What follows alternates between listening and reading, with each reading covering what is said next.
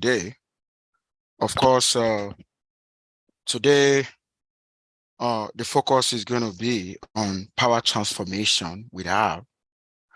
Before now, we actually started power transformation.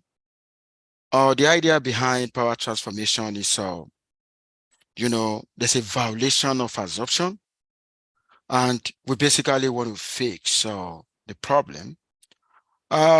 I remember what I walked you through on Wednesday.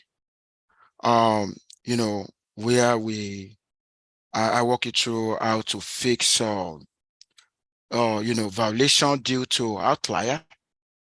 I remember we were working with we're trying to predict the brain weight of animal from the body weight.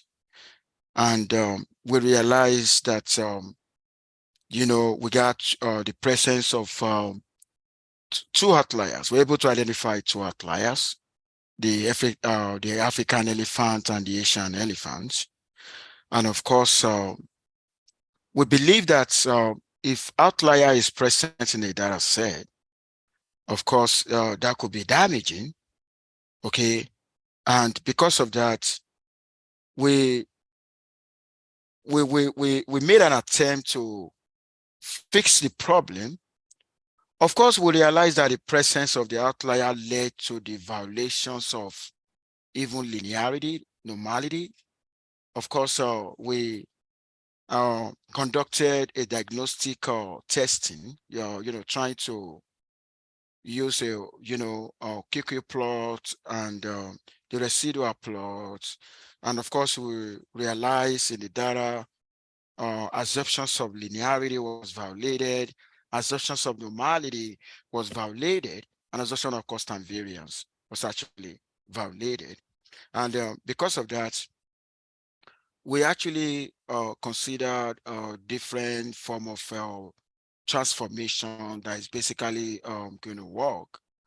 I remember because of the fact that the African elephant, the Asian elephant, their presence in the data actually, make the distribution of the response variable to be skewed to the right.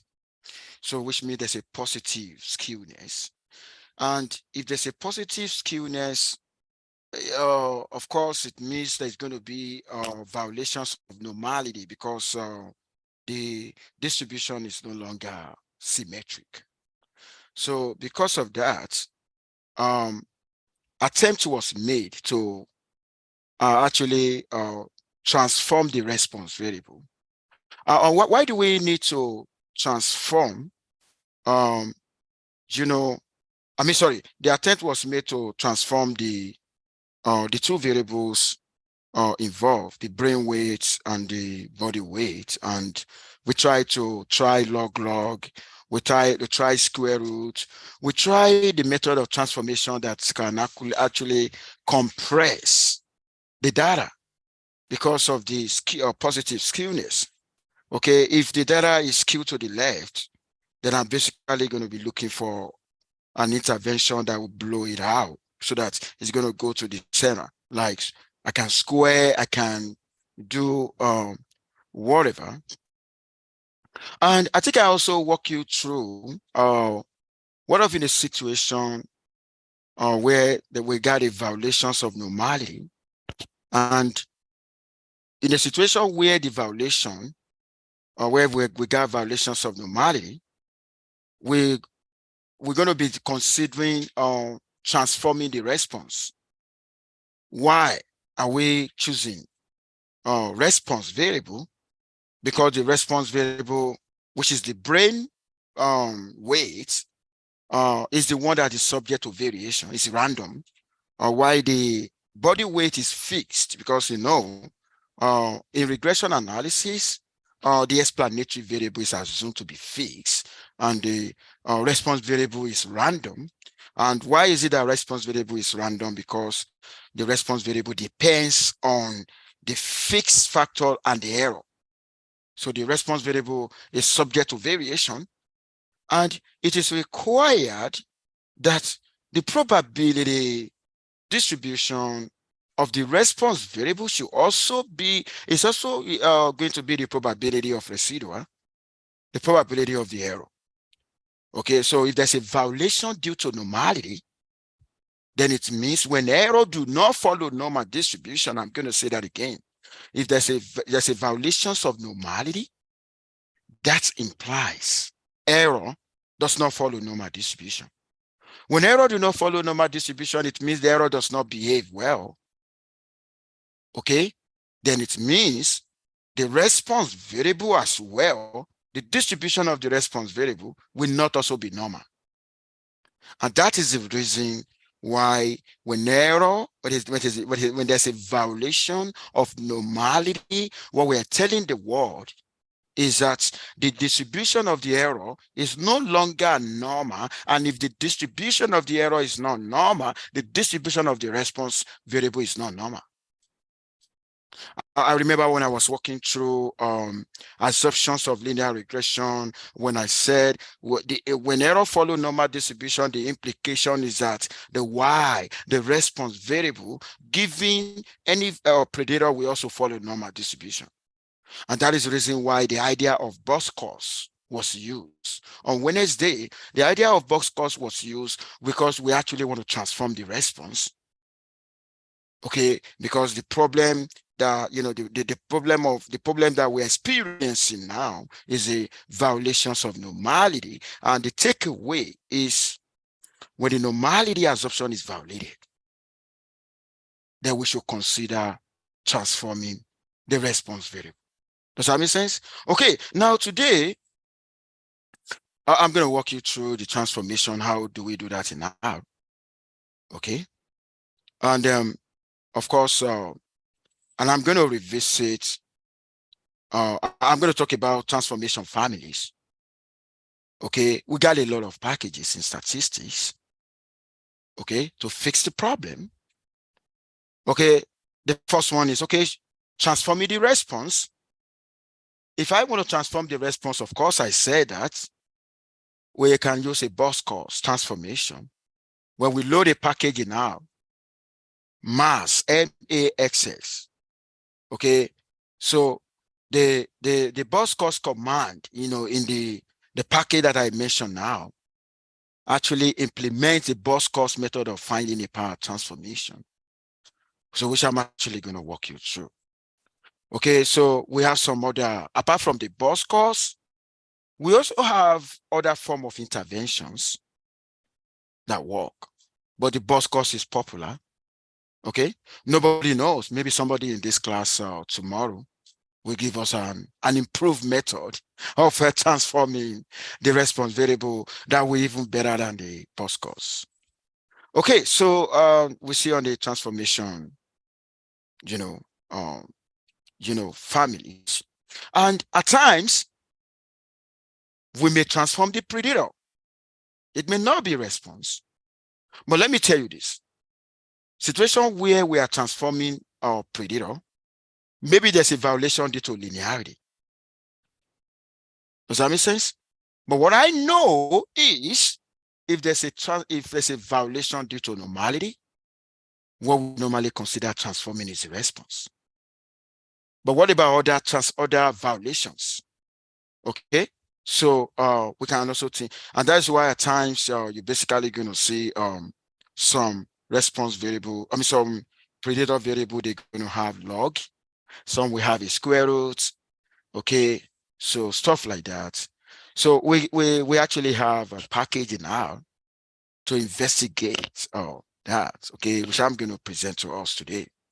Okay, so car package we actually be used. Now take a look at this. Transforming only the predator variable. If you take a look at the example I walk you through on Wednesday, where if there's a violation of normality assumption, we try to reposition, we try to transform the response variable. We believe that the response variable was not in a good statistical standing. And that was why we transformed that. using what I call the box-cost transformation. But what of in a situation where the interest is on transforming the predator? Okay. Now, when you take a look at, you know, if you if you are looking at the effect of, brain weight on the body weight of the animals, okay, and the very first thing you're going to do is to generate a scatter plot, right? You generate a scatter plot that is part of the preliminary investigation, because you basically want to have a sense of what functional form of a model to suggest. Okay. In statistics, we use the principle of subjectism, because the very first step is specifying our model. And how do I know the model I'm specifying? How do I arrive at the model that I specify? Maybe part of the preliminary investigation, when I was trying to generate the scatter plot, I got a sense from the relationship between the two variables. Okay, like I said, we identify the Asian elephants and the like, that actually cause the problem. So like I said, we may decide to look at the situation to actually transform the predator. Okay, maybe the reason why we are transforming the predator is because there's a linearity assumption, or there's a violation of linearity assumption. But let me tell you this, I needed to take a look at this. This is going to be so helpful. This, I needed to look at N, H, L. What is N? N represents normality. H represents homoscedasticity. Homoscedasticity is constant variance. And L represents linearity. Does that make sense? Those are the three major assumptions. Now, what I'm trying to say now, Box and Cost in 1964. Okay, if you, for instance, if you do the log, we're talking about transformation without transformation parameter. There are some, the one we did last week, the one we did on Wednesday, that was a transformation parameter with the box, where we tried to figure out what was the optimal values of the lambda. Does that make sense? But what if in a situation where the transformation parameter, okay, does not really exist? Okay, when transformation parameter does not, exist, okay, then it means we can the support is going to be, we are focusing on response. This approach now is more or less like there's a violations of normality, and I basically want to transform my response variable. Okay, the support here is that if you take a look at the log shift given by Boss and Cost 1964, okay, which the formula is a log of y plus s. Okay, there is nothing like a parameter. In that one, they just assume, okay, let's say log into y plus 2 or y plus 4 or y, they just decide on their own. But if that s is not given and you need to figure that out from the data, then it becomes a parameter. Does that make sense? When the values of a parameter is given, it's no longer a parameter. It's already known. Maybe it's a parameter that is known. Okay, so we can actually use the log of sheet by Box and Cost in 1964 to investigate assumptions of linearity, assumptions of normality, and so on like that. But what about the one by Dobbin et al. 2002? The Dobbin et al. 2002 is trying to say, okay, if there's a violation, we can actually use a different form of, it's going to be log of y plus the square root of y squared plus 1. Okay, the one by Neglog, the one by Whitaker et al. In 2005, they use, now when you take a look at all this, the one by Turkey in 1977, focusing on the reciprocal of the response. Except that the one by Turkey in 1977, okay, that's only can be used to test the assumptions of violations due to maybe even normality, and the constant variance assumptions is violated. So that is not likely going to be used to solve, to fix the assumptions of linearity. And yes, the transformation by Turkey in 1977 does not hold when y is equal to 0, because 1/0 is going to be undefined. Does that make sense? Now, these are different kinds of transformational effort. We are targeting response variable. Okay, I want to go into what I call a data-driven transformation. What do we mean by that? Oh, there's a parameter specified, and that parameter will actually be determined from the data. Does that make sense? There's a parameter involved. Okay, I wanted to look at Boscos in 1964. The parameter here is a lambda. Do you see that? Do you see lambda? So which means this is more or less like an improvement on the one they gave before, where there's no parameter. Let me tell you this. I think when the transformation involves parameter, where you don't just know that ahead, it is better to estimate your parameter from the given information, from the data. Does that make sense? So it's just like a patient is sick, and I want to, I'm a doctor now, and I want to treat the patient. Then I need to be able to identify the approach, the technique of treating the patient will depend on my understanding of the patient. Okay, even though from experience, the experience is also there, but every patient, I think, is unique. Does that make sense now?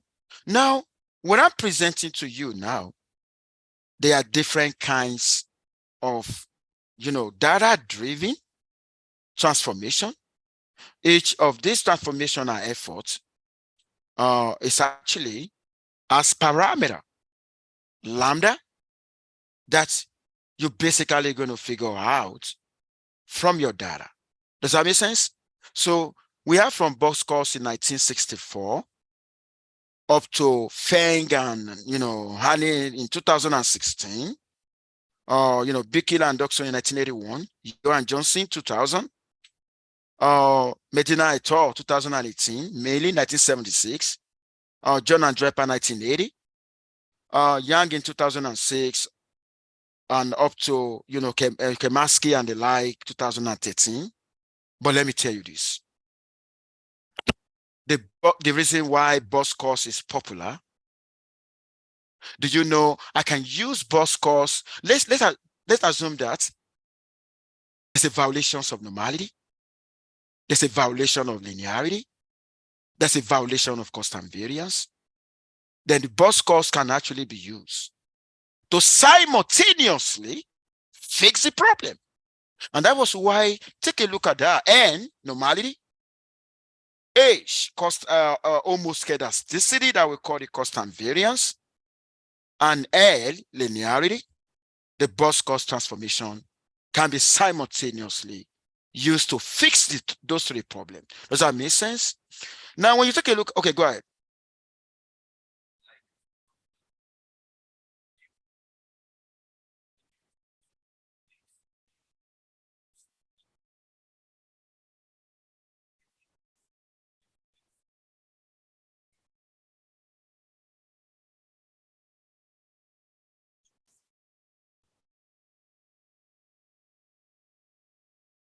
Okay, that's an excellent question, and I want to thank you for asking that question. So for those of you who are online, somebody asks about why am I interested in what I just talk about now? If somebody is sick, do you know that one disease may lead to other diseases, right? Maybe somebody was not able, don't let me use sickness this time around. Let me use a car. A car has one problem and it's giving you a sign. Like today now, when I was coming, my car was giving me information, maintenance is required. If I decide to ignore that, the problem will be compounded. There's going to be a lot of problems, which means the moment I fix this problem now, it will prevent other problems that may lead to. Does that make sense? So this is what happened. You know, in your question, you said, do I need to focus more on the linearity or focus more on whichever? Let me tell you this. If there's a violations of linearity, there will be violations of normality. Because what makes it to be linear is because of the fact that the error behaves well. Look at that. Error behaves well means error follow normal distribution. That is why it is linear. That is why you're going to see majority of the point, they're going to be very close to the line. They're not going to be on the line. Perfect. Because if they're on the line, you are trying to tell me your model is the same thing as exact, capture exact reality? No. Does that make sense now? And you know, in correlation, we don't want a perfect correlation. Okay, so what I'm trying to say in essence, when you address linearity, which means what is so important is the pattern between the variables, which is a linear, which is you know, if you're able to get that pattern, like for instance, the relationship require linearity, you fit a linear model, then there's possibility other assumptions we hold. If the relationship require non-linear and you use non-linear, that's fine. So what we're trying to say is more or less that there should be an agreement between the model you are feeding and the underlying linear relationship in the variables. Does that make sense now? Yeah, go ahead, go ahead.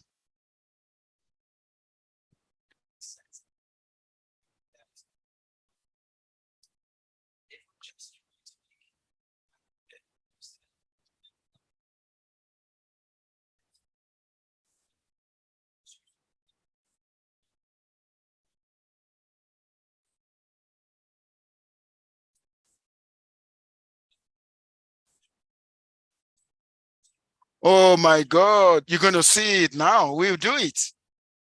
That's a good question. We will do that now. But the takeaway from the slide now, I can only use G power. Look at the G power.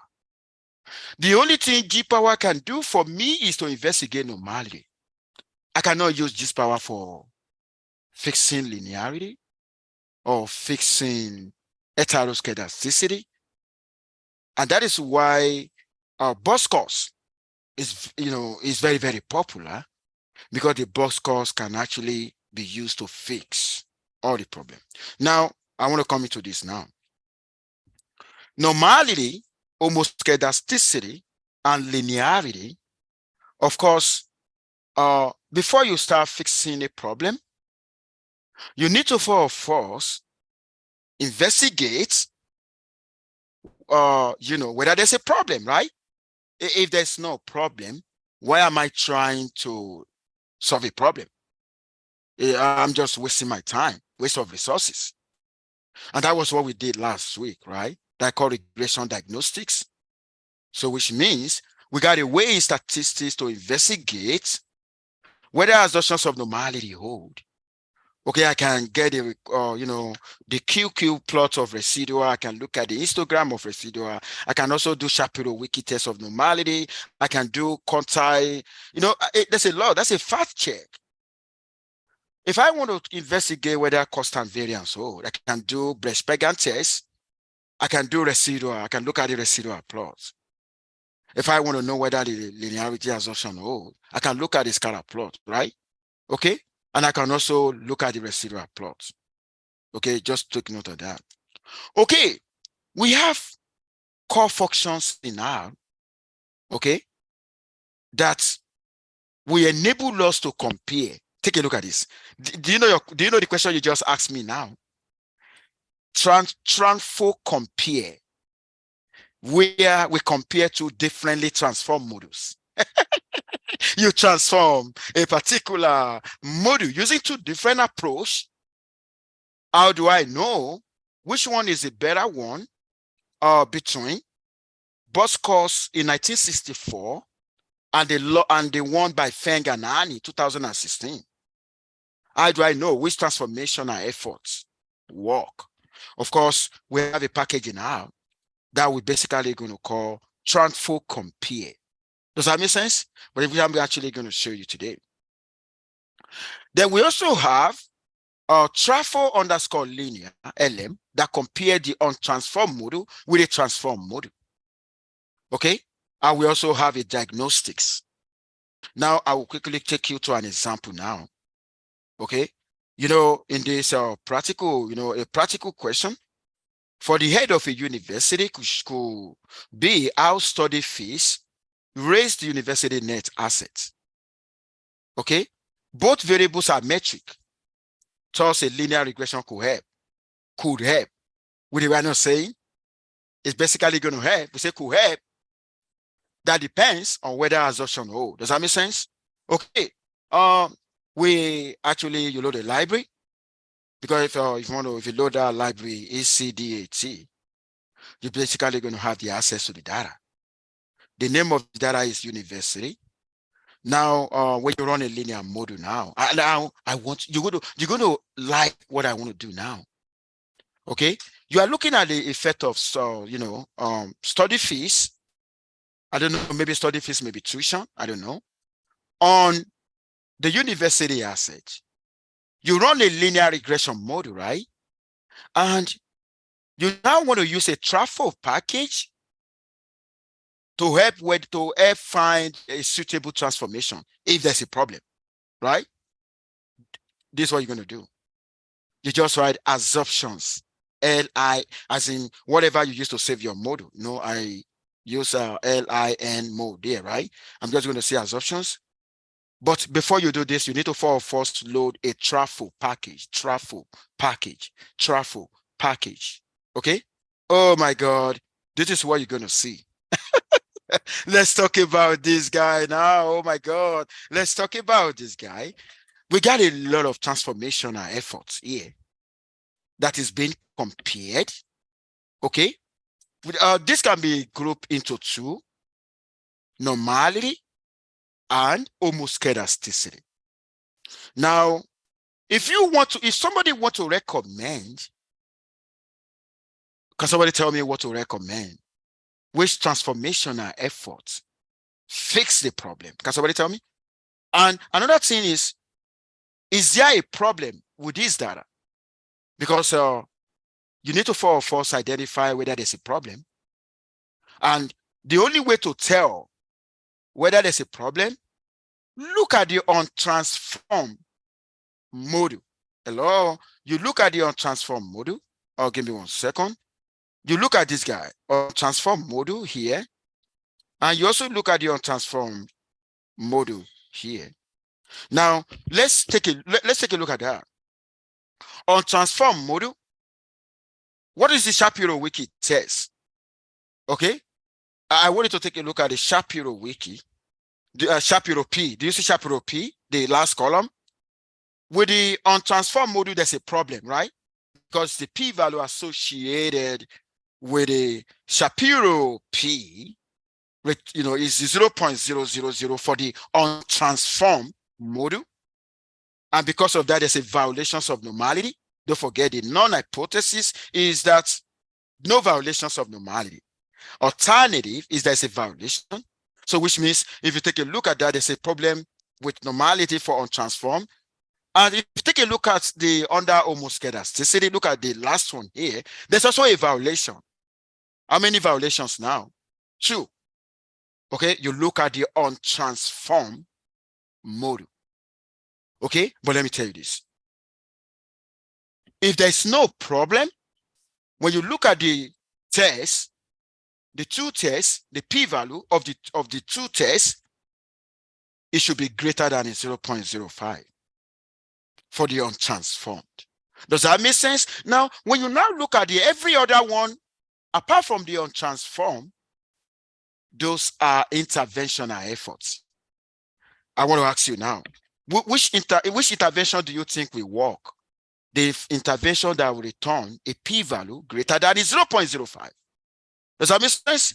Now I need you to tell me now, which intervention are you going to recommend you use this package, Trafo package?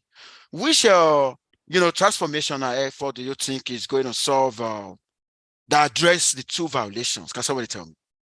Whether you are online or you are in person, I want to award an extra credit now. Okay, go ahead.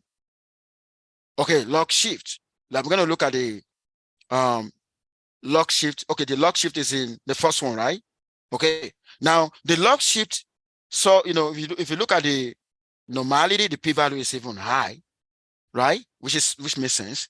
Now, look at the lock shift in the other one, in the homoscedasticity. Do you have a lock shift? Is 0.7369. You see that, right? Do you see the lock shift? Which means if you use lock shift for the two, which will fix the problem. What about the bus cost? Let's look at the bus cost. The bus cost marginally work for normality because that is 0.0567. It's very close, right? Marginally. Okay, so the good recommendation here is going to be the log the log shift opt. Does that make sense to everyone? So this is this package is lovely, so lovely. Okay, now the next thing I want to talk about now is comparing two models now on transform versus transform. Okay, which means we want to do diagnostics, because how do I know that my transformational efforts work, right? I need to investigate whether there's a violation again. When you take a look at the assumptions of normality, but if you want to compare the transform with the untransform, you can only use one transformational effort. Like here, we're considering bus cost, right? Now, look at the normality between the untransform and the transform. Okay, the untransform as the Shapiro P is too small, there's a violation. Then with the transform, using bus cost, that was why I said it was close the other time, close 0.00. Then look at the heteroscedasticity. Now, do you understand what I'm trying to do here, right? Comparing transform with the untransform, okay, putting into consideration a particular transformational effort. Okay, another thing I'm going to do, I can generate a diagnostic plot for both on transform and the transform. What have I done? The other time I was using Shapiro Wiki test, right?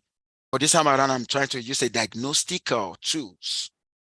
So take a look at the normal, we take a look at the normal QQ plot for both transform and the transform. Of course, the transform actually work. Okay, follow normal distribution. Take a look at that. Okay, look at the residual plots. So you're basically going to see with the residual plot. Okay, of course, the transform module, there's a violation of a constant variance and linearity. But when you look at the transform, the residual does not have any pattern, and which means it's making sense. So what have we compared here? We are comparing on transform with a transform using a bus cost transformation. Now, okay, do you know what we're doing here? We're comparing two transformational efforts. Here now, it is not, we are, for what? We're using the same transform model, right? We are comparing bus cost with log. You remember the other time we do the log, right? But what if we compare using the log with the bus cost? Okay. We compare the Shapiro Wiki for this data. I think for this data, the log, using the log, you know, oh, let me see, using the bus course, because the log is not going to work. You know why the log doesn't work? The Shapiro wiki for log, okay, for normality return is 0.000, which means if you use the log, okay, you will not be able to face the normality problem.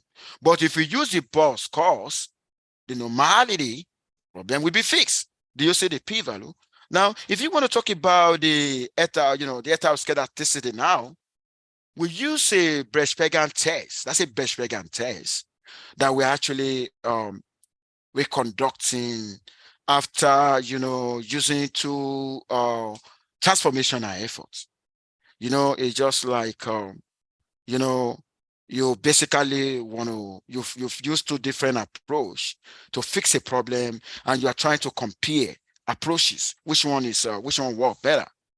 Okay, so the more the values of the Shapiro, the more the p-value of the Shapiro, of the Shapiro wiki test, and the more the p-value of the Berge-Pagan test, then the better the transformational effort. Does that make sense? Okay.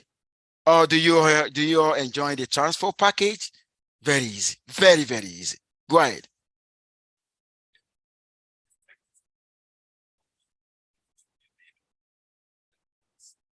Like which one has a column?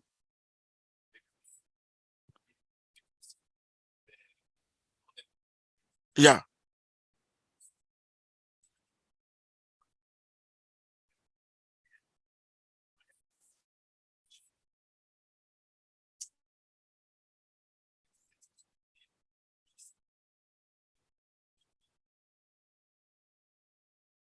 Yeah, it's just like you have a model, there's a problem, you use this approach to fix the problem, okay? You keep it, you use another approach to fix the problem. You are using the approach to on transform model, on transform. The model is still in on transform form. I use method A. Okay, I look at what I got. I use method B. Method B also on transform. Does that make sense? So, of course, this is more or less like a table of results that we generated that we're now trying to compare which transformational efforts work. Does that make sense, right? Okay, now,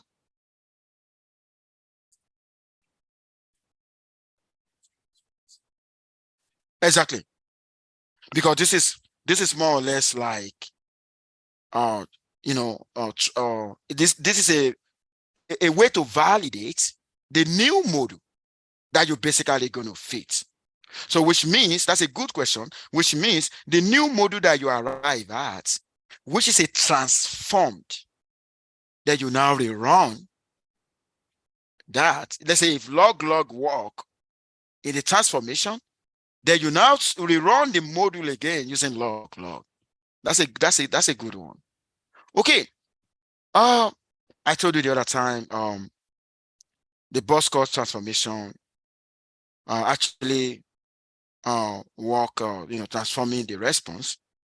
I'm going to give you an example now, of another form of transformation that we call Box-Tidwell.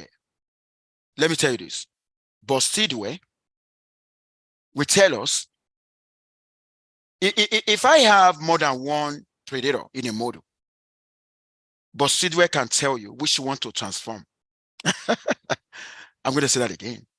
If I have more than one predator in a model, Box-Tidwell can tell us which one to transform.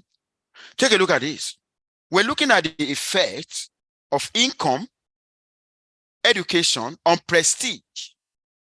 Okay? We're looking at your income in society, your years of education, okay, on prestige, and maybe we realize there's a problem. Okay? And the problem does not have to do probably with transforming the response, and maybe what we want to transform is the predator, but we don't know which of the predator. Okay, now what we're going to do, You're going to load a library car. You're going to write Bostidware Prestige, write the model. What do you see? I need you to pay attention now so that you'll be able to see. You know, look at the MLE of lambda. Do you see the MLE of lambda? Okay. You know, the MLE of the lambda is trying to tell us the optimal values of the lambda. Don't forget, we're using a data-driven transformation where we needed to figure out the parameter lambda from the data. But before I can think of using the MLE for income and for education, I need to look at the p-value. Can somebody tell me now? Which of them, which of the income and the education has, where the p-value is less than 0.05? Is the income. Look at that. Okay. Then what I need to transform is going to be income. It means I don't need to transform education because using the Bostidware, okay, the income is significant, and therefore the lambda MLE is negative 0.34, but we're normally going to round it up. Negative is 0.348. We can call it negative 0.5. You know why? So that we'll be able to talk about square roots. So it's going to be, if I have y raised to power negative is 0.5, is the same thing as 1 over y raised to power 0.5, which is 1 over square root of y. So that we can say, okay, reciprocal of a square root. Then I need to generate my new income variable now. And I'm actually going to say 1 divided by square root of income, of the old income. Then that is what I'm now going to use in my new module. It means in my new module now, just like the question you asked, in my new module now, I'm not going to use old income, but I'm going to use this guy. Any question? This is Bostidware. So the idea behind the Bostidware is just going to tell us what are the predictor variable that I need to transform. Okay. Finally, disadvantages of transformation. Okay. You asked me that question on Wednesday, interpretation. When you transform, originality in the data is altered. How do I now interpret? Like when you take a look at this guy now, okay, the way I'm going to interpret the contribution of income to the prestige, if I want to, I'm not going to interpret this guy that same way. But I know that there's going to be a loss of originality, but information is not, the majority of information is still preserved. Because we live in a world where we need to make irregular series regular so that we can use a formula. In life, we got a regular series. That's what happened in life. Like, do you want to tell me this happened in real life? I'm going to give you an example now.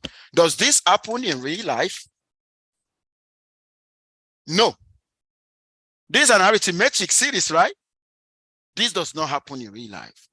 We converted from the irregular series to this to be able to use the arithmetic, that formula, which means we're going to lose some information, but in the end, what we actually arrive at will still make sense. Does that make sense? Okay, now I said why log transform the dependent or independent variable can be interpreted relatively easy. The interpretation of order are more, with more complicated transformation is less intuitive. What am I talking about? For instance, I'm going to take you back here now. Let's say for instance, you use G power. You see a lot of mathematics.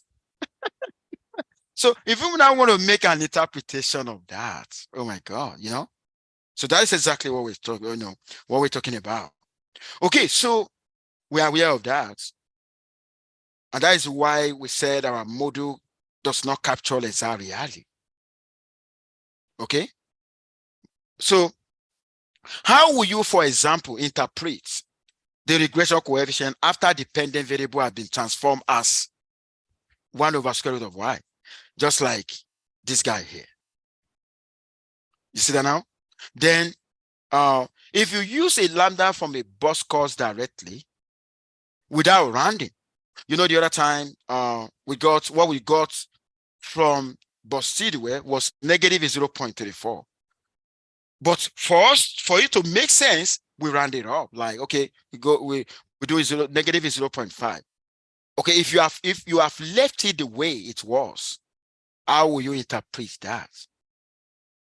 Okay, so, and I told you, because we basically know that, okay, there's a square root transformation, there's a square transformation, there's a log, okay, so we can actually approximate.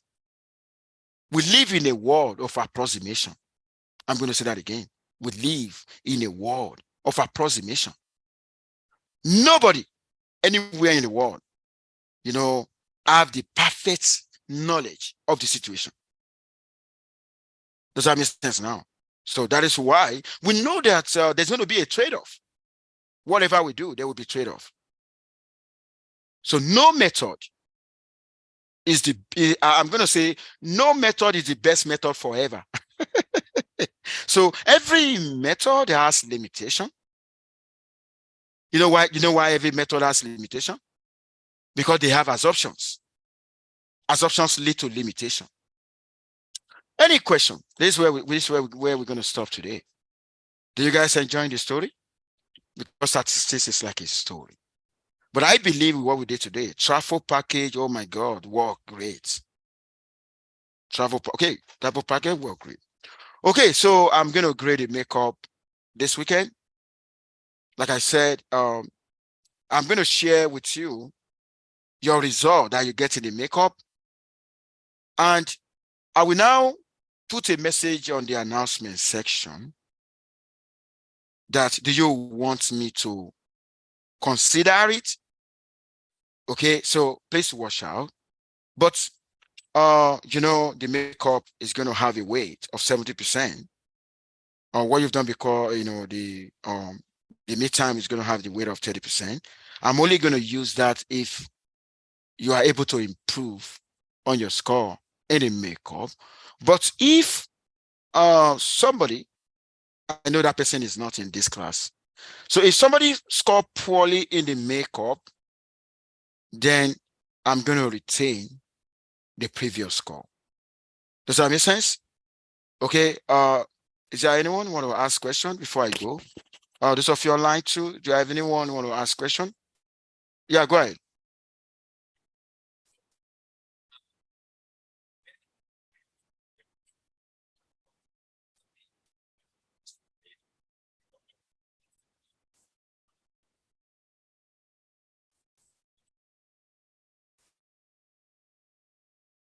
Actually, this is what happened. The approach we've been using in this course is parametric. And that's why we've been talking about distribution assumptions. But when we are talking about non-parametric, it doesn't rely on, stringent assumptions. The reason why we don't normally go with the non-parametric is because of the fact that we rank. There's a loss of originality. In fact, the loss in the non-parametric approach is more than the loss here. Does that make sense? So, of course, depending on the amount of information that was lost, okay? But in most of the time, we prefer parametric. We know assumptions are very difficult to meet, but if you're able to get the right transformation technique that work, and that's why the travel package is going to help you to compare interventions, then your transform model will actually work great. Let me tell you what I did in my PhD. Of course, I I work on, comparing, one-way analysis of variance that come with the assumptions. I know there have been a non-parametric intervention or using Kuska-Wallis, but I faulted the non-parametric approach because the non-parametric approach by Kuska-Wallis will lead to loss of originality in the data. They're not using the real data. They're using the rank observation, not the real observations. They were using the idea of median instead of the idea of the mean. The median will not take into consideration the observation. The median will only focus, you arrange your data, right? The median will focus on the one in the middle. Even though it solved a problem, was able to tackle the problem of outlier, but the fact remains, the result from non-parametric does not have, statistical power compared to using parametric. And that was what I in my PhD work. I look at the genesis. I look at the foundation of the F test, which is the F distribution, as put forward by Fischer-Rodnan 1925. When you look at the F distribution, is the ratio of two independent chi-square, for those of you that are in statistics. And the chi-square is a sum of square of a standardized normal distribution. The F distribution is slightly skewed, okay, because in F distribution, there's still normal, because the chi-square is a ratio of the two independent chi-square, and chi-square is a sum of square of standardized normal, and that is why normality assumption is required in F. But you know what I did? I introduced a shape parameter into the F distribution. I did a lot of maths, okay, where I reparameterize F distribution. I introduce shape parameter that introduce flexibility. But you know what I face? Mathematical complexity. Because when you develop a new distribution like that, you need to show that the total area under a curve is 1, have a complex function. But in the end, I develop a new test within the parametric framework that we call exponentiated F test. Does that make sense? So the exponentiated F test now, okay, we fix the problem of assumption, and I'm still using all my data. Even though there have been intervention by Ken Rogan, 1992, there have been a lot of even intervention in the parametric framework. I'm not going to be the first person that attempt to solve the problem, but I compare my intervention with their intervention. What are we comparing? We're comparing the type 1 error rate. My model has a lower type 1 error rate compared to the conventional. Just like what we're doing here, where we are comparing the transformational efforts. Does that make sense? There's a lot of story. Statistics has a lot of story. Make sure you stay safe and have a lovely day.